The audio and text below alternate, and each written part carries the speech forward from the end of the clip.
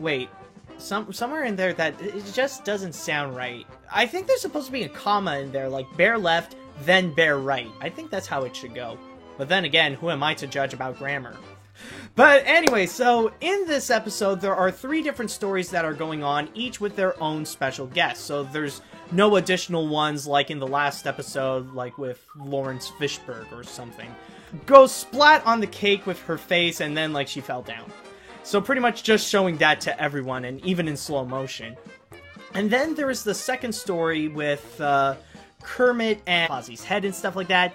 And then finally, there is the third plot line, which this is the first one that it focuses on Gonzo, Rizzo, and Pepe, where they pretty much went out, like, they found Gonzo. It revealed, like, he lied on his dating profile using Liam Hemsworth's picture to show, to show who he is instead of, well, who he is, which is, no, but anyways, so, with all that said, I gotta say that this episode, the main reasons I gotta say that is actually because of Kermit's and Fozzie's plotline. It was actually really good, and this is so far Fozzie's best story that he's actually in, much more than, like, when he brought his girlfriend to the studio, or, like, when he met up with Jay Leno and stuff.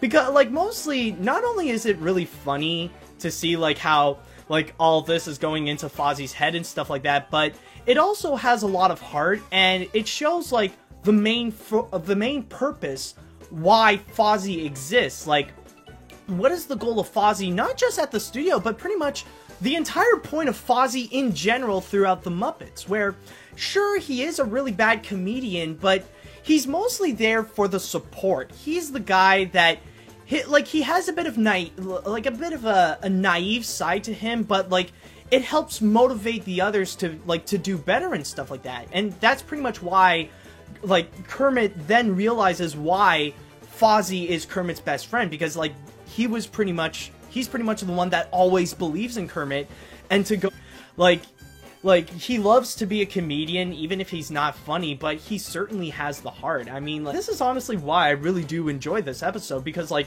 now we see one character, but also, like, why he's also funny at the same time. Like, not because of, like, it's not when he's funny on purpose, it's more, like, when he's accidentally funny. So, honestly, and there's also a side of making videos and stuff like that. Usually, I'm more funny when it accidentally comes out, like, when I'm not trying to be funny. Oftentimes, it ends up being funny to everyone, so, yeah, yeah, this episode will contain a lot of praises to Fozzie. I don't know, Applegate. And that one, I will admit, that one is also pretty funny as well. We have a story that centers more about Miss Piggy and her needs and stuff like that, where, like, far she would go to try to, like, get revenge on Christina Applegate. Piggy wouldn't do much against Christina, so, like, a lot of great comedy ensues in there. And also, and then we have really work out, and it just really doesn't make sense. Not just for the episode it connected to it, but also, like, it doesn't make sense to the characters. Because the one thing, I just realized this turns out to be this really weird human Muppet girl, and it's just like, what the heck is that? It just, honestly, it just feels weird. I know, say, she brought out a bit of a Denise vibe. But, like, one of the weirdest things that I realize is that, why do we, I'm a chicken lover. Like, he's the guy who falls in love with chickens. And for any Muppet fan, we know who Camilla is. Yeah, like, what the fridge is Gonzo doing on dating websites and to that? Like, that needs answers, because honestly, like, that it doesn't serve up, like, it brings up more questions than it does answers. It's like, what the fridge? What happened to Camilla? But I will say, however, that one of the major downsides to this episode, though, is mostly the use of special guests. Like, I feel like Christina Applegate is the one that's, like, used the best in this episode, while the others, like, they feel a bit of throwaways.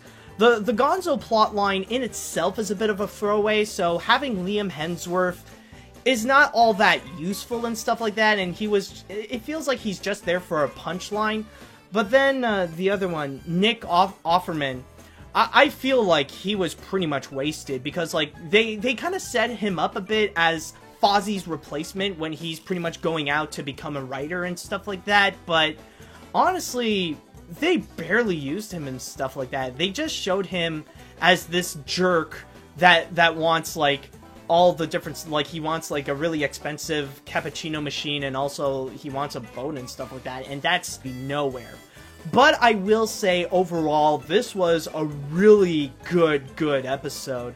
It has heart, it has great humor, a lot, like, the plot lines, especially of Kermit and Fozzie and Miss Piggy against Christina Applegate, they're fantastic.